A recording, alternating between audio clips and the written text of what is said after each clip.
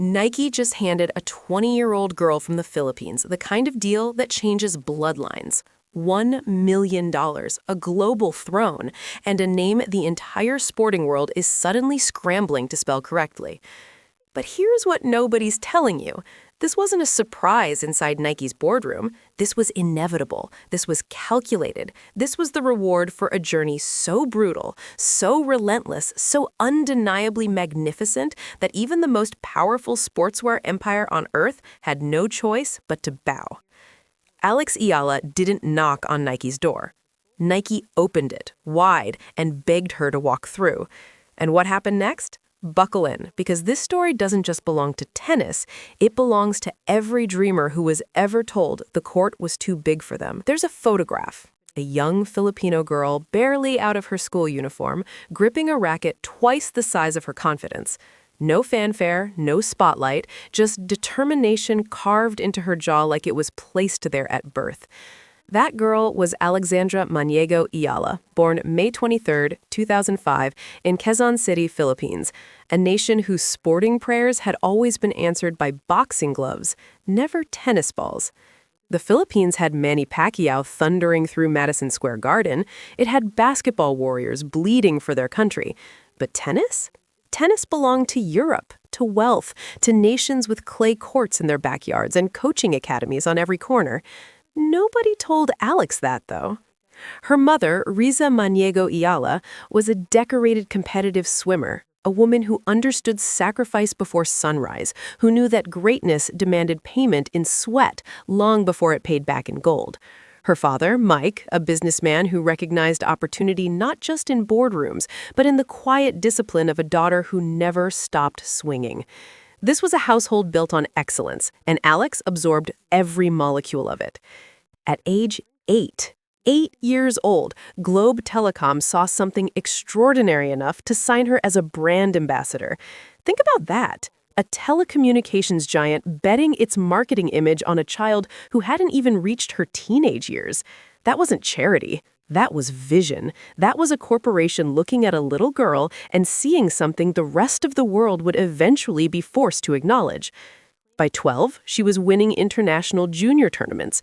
By 16, she had walked into the Rafael Nadal Academy in Spain, one of the most elite, demanding, ruthlessly competitive environments in all of professional tennis. She didn't just survive there, she flourished. She trained alongside some of the finest developing talent on the planet, absorbed Nadal's philosophy of psychological warfare and physical domination, and sharpened her aggressive baseline game into something that made opponents physically uncomfortable before the first serve was struck. And then came the title that announced her arrival on a global stage, the 2022 U.S. Open Girls Singles Championship. She became the first Filipino in history to claim a Grand Slam junior singles title. Let that sentence breathe for a moment. 130 million people in the Philippines, decades of tennis history, and it took this 20-year-old's forehand to finally break that barrier wide open. This wasn't a prodigy. This was destiny wearing a Babolat racket. Pause, because if you think the Nike story starts here, you're already 3 chapters behind. Keep watching. Endorsement deals at the highest level of sport aren't charity, they aren't generosity. They are cold, calculated investments made by billion-dollar corporations who study athletes the way chess grandmasters study boards, move by move, pressure point by pressure point. So when did Nike's boardroom begin circling Alex Eala's name? The answer is 2025. Specifically, a sun-drenched court in Miami, Florida, during the Miami Open, one of the most prestigious, most-watched WTA 1000 events on the entire tour. Eala entered that tournament on a wildcard invitation. A wild card. She wasn't seeded, she wasn't expected, she was on paper a footnote, a promising young player given a courtesy entry to gain experience. What unfolded instead was one of the most stunning individual tournament runs in recent WTA memory. Round 1, victory. Round 2, victory. Then Madison Keys, Australian Open champion, one of the most powerful ball strikers in women's tennis, gone. Dispatched in straight sets. The Philippines collectively lost its breath. But Eala wasn't finished. Next came Jelena Ostapenko, a former French Open champion with a game built on explosive winners and pure aggression. Gone. Straight sets again. And then Iga Świątek, five-time Grand Slam champion, former world number one, the dominant force of a generation, standing across the net from a wild-card 20-year-old who had no business being in that draw, let alone that deep. And Alex Eala, with terrifying composure, with calculated aggression, with the psychological backbone of someone 3 times her age, defeated her too. She became the first wildcard in the history of the Miami Open to defeat 3 Grand Slam champions in straight sets in a single tournament run, the first Filipina woman to reach a WTA 1000 semifinal, the first Filipina to defeat multiple major champions in a single event. Somewhere inside Nike's global scouting division, a document was being updated in real time. She didn't win the tournament. She fell to Jessica Pegula in the semifinals, but losing that match cost her nothing, because what she gained in those preceding rounds was immeasurable: credibility, visibility, and the undivided commercial attention of every major sports brand on the planet. By March 31st, 2025, she entered the WTA's top 100 for the first time. By September, she had won her first WTA 125 title in Guadalajara, another first for any Filipino athlete in the sport's history. By February 2026, she had climbed to a career-high ranking of world number 31.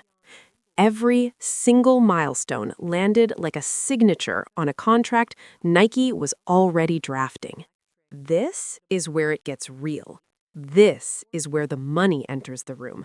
Don't skip ahead. February 2026, Beaverton, Oregon, the Nike World Headquarters, a campus so storied, so saturated with athletic mythology that simply walking through its gates feels like crossing into a separate dimension of human achievement. The names embedded in those halls belong to history. LeBron James, Serena Williams, Cristiano Ronaldo, athletes who didn't just compete, they redefined what competition meant for their entire generation. And then, Alex Eala walked in. Photographs flooded social media within hours. There she was, inside the legendary tunnel, the corridor where Nike displays portraits of its greatest global ambassadors across every sport imaginable. And positioned among those giants, immaculate in its placement, was her portrait, her face, her story. A sampaguita flower threaded into her identity, a symbol of the Philippines, displayed inside the most powerful athletic institution in the world. "History in full bloom," read the caption beneath one of the displays. She posed with a peace sign, grinning with the energy of someone who understood the magnitude of the moment without being consumed by it. That balance, that rare emotional intelligence, is precisely what Nike recognizes as the rarest commodity in modern sports marketing. Talent is everywhere. Composure in the face of historic moments is extraordinary. Reports surfacing from inside Nike's inner circle confirmed something the public had been speculating about for months. Her existing partnership with Nike, which had been quietly supporting her journey since her teenage years, outfitting her on courts across 4 continents, had been elevated, renewed, expanded. She wasn't simply a sponsored athlete any longer. She had been designated a global ambassador. And with that designation came something that stopped conversations across the Philippine sports community mid-sentence. A deal structure reported to include $1 million in guaranteed ambassador fees, separate from equipment contracts, separate from tournament bonuses, separate from the merchandise and signature collection revenue that sources suggested was already in development. $1 million. For a 20-year-old from Quezon City who had spent her formative years practicing serves on borrowed courts while her nation slept unaware. The numbers weren't just financial, they were philosophical. They said, in the language corporations use when they want to shout without screaming, "We believe in you enough to bet our brand on you. Wait, Because the deal itself is only half the story. What Nike is building around her name, that changes everything. Let's be precise. Let's be unflinching, because this chapter deserves honesty more than celebration. Before Eala, misinformation about Filipino athlete endorsements spread across social media like wildfire consuming dry grass. Fake headlines about $45 million Wilson contracts, fabricated Emirates Airline sponsorships, invented Yonex deals. Filipino fans, desperate, passionate, hungry to see one of their own elevated to the global commercial stage, were repeatedly deceived by fabricated stories that fact-checking organizations like Rappeller and Verifiles had to dismantle piece by piece. Why did that misinformation spread so aggressively? Because the desire was real, because the pride was genuine, because Filipinos had watched their country produce world-class athletes for generations, only to see those athletes perpetually overlooked by the global commercial machine that rewards visibility, not necessarily brilliance. Eala's verified, confirmed, photographically documented status as a Nike global ambassador, her portrait physically mounted inside Nike's Oregon headquarters, is the answer to every fake headline. It is what the truth looks like when it finally arrives. And the difference between a fabricated $45 million fiction and a real, documented $1 million global ambassadorship is this. One belongs to fantasy, the other belongs to legacy. The financial architecture around Eala's Nike relationship extends far beyond a single payment. A limited edition Nike collection, the In Full Bloom line, was designed by Filipino artist Georgina Camus, featuring the national sampaguita flower overlaid on Wimbledon's grass courts. The collection sold through Park Access, Nike's official Philippine retailer. Every purchase was a vote. Every sold-out item was a declaration. Sources close to her management team suggest a signature product line, potentially including exclusive footwear, is approaching announcement. If confirmed, she would join the rarest tier of Nike ambassadors, those whose name and likeness become an actual product, not just someone wearing the swoosh, but someone whose identity the swoosh wears.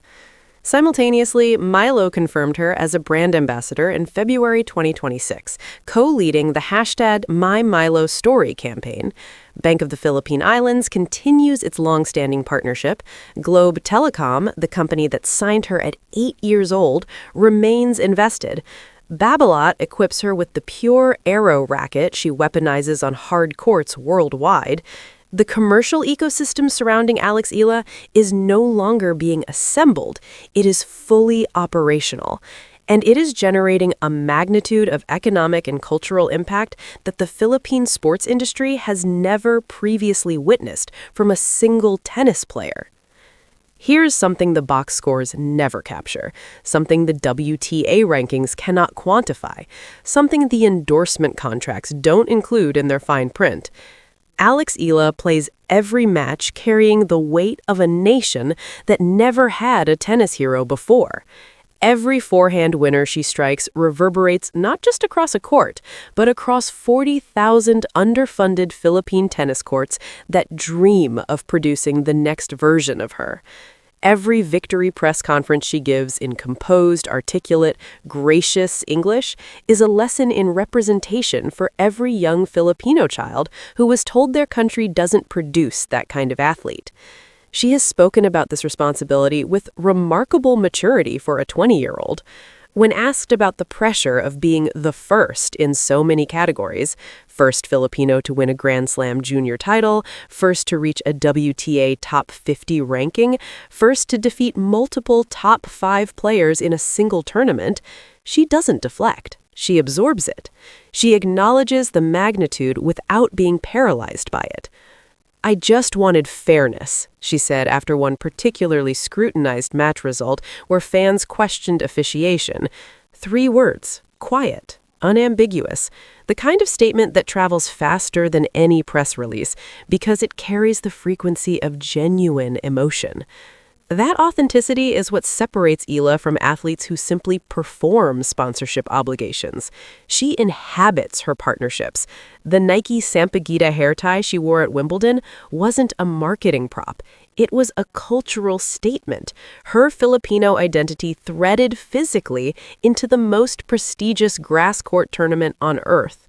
Millions watched, billions registered the image. Nike didn't gift her that hair tie because of obligation. They crafted it because they understood what it meant. And that level of brand intelligence, that recognition that Eala's Filipina identity is not a footnote to her tennis, but the entire foundation of her marketability, is precisely why the global ambassadorship carries the weight it does. She is ranked world number 31 as of February 2026. She is 20 years old. She has barely touched the ceiling of what analysts believe she can achieve. Every ranking point she adds, every Grand Slam draw she advances through, every opponent she dismantles on a major stage translates directly into increasing commercial value for a partnership that Nike clearly intends to be generational. The question being debated in sports business circles right now isn't whether Eala deserves this ambassadorship. That debate ended the moment she dismantled Iga Świątek in Miami. The question is, how high does this go, and how soon? We're almost at the finish line, but the most important question hasn't been asked yet. Entire civilizations measure progress by the monuments they leave behind. Athletes measure theirs by the doors they leave open for those who follow. Eala is 20 years old. She has already wedged open a door that an entire nation had been pressing against for generations. A Nike global ambassadorship at her age, at her ranking, in her sport, from her country. This isn't a milestone. This is a geological shift in the landscape of Asian tennis and global sports marketing simultaneously. Think about what a young girl in Cebu sees when she scrolls through her phone today. She sees Eala's portrait mounted inside Nike's Oregon headquarters. She sees a Sampaguita flower, the national flower of the Philippines, displayed alongside the greatest athletes in human sporting history. She sees a 20-year-old who looks like her, speaks like her, carries the same passport she carries, standing at the center of the world's most powerful sports brand and being told, "You belong here." That image is worth infinitely more than $1 million. That image is worth every junior tennis program that will receive funding because brands now believe the Philippine market is commercially significant. That image is worth every WTA tournament organizer who will now factor Filipino attendance and viewership into their scheduling decisions. That image is worth every coaching academy that will see a new wave of Filipino applicants arriving with fire in their eyes and Eala's trajectory printed in their minds. The commercial story is extraordinary. The human story is seismic.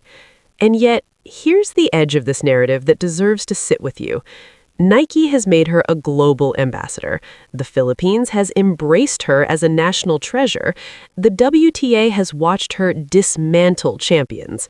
But the work, the relentless pre-dawn, post-exhaustion, season-extending grind of actually climbing from world number 31 to something approaching the very summit of women's tennis, that work hasn't stopped. It intensifies. The greatest risk for any young athlete elevated too rapidly by commercial momentum is losing focus on the court that made the commercial story possible in the first place. Eala's inner circle understands this. Her coaches from the Rafa Nadal Academy understand this. The girl herself, composed, intelligent, fiercely competitive, understands this better than anyone. She walked into Nike's Oregon headquarters, stood beneath her own portrait, pressed both hands to her face in disbelief, and let the tears fall. The same expression captured in the photograph that now hangs in that legendary tunnel, the same tears she shed at the Miami Open when she realized what she had just accomplished. Not the tears of someone overwhelmed by success, the tears of someone who fought so hard, so long, so quietly, that when the moment finally arrived, when the door finally swung open, the body simply couldn't contain what the soul had been carrying. That is Alex Eala. That is why Nike paid $1 million. That is why a nation of over 130 million people stops everything when her name appears on a scoreboard. And that leads us to the question this story demands you sit with. In 10 years, when Alex Eala has collected Grand Slam titles, when her signature Nike shoe sells out across 3 continents, when young Filipino girls are holding rackets because of her, will we look back at this $1 million deal and call it the beginning, or the moment the entire world finally caught up to what one small girl from Quezon City always knew about herself? Drop your answer in the comments. We genuinely want to know. Alex Eala didn't just sign a deal. She signed a declaration that greatness has no passport requirement, that excellence carries no geographic boundary, and that a young woman with a racket, a flower in her hair, and a nation behind her can walk into the most powerful sporting institution in the world and command her rightful place among legends. The Nike offer wasn't an opportunity. It was recognition, arriving exactly on schedule. If this story moved you, if you believe Alex Eala's journey deserves every pair of eyes it can get, subscribe right now. Hit that notification bell, because the chapters ahead of her are going to be worth every second of watching.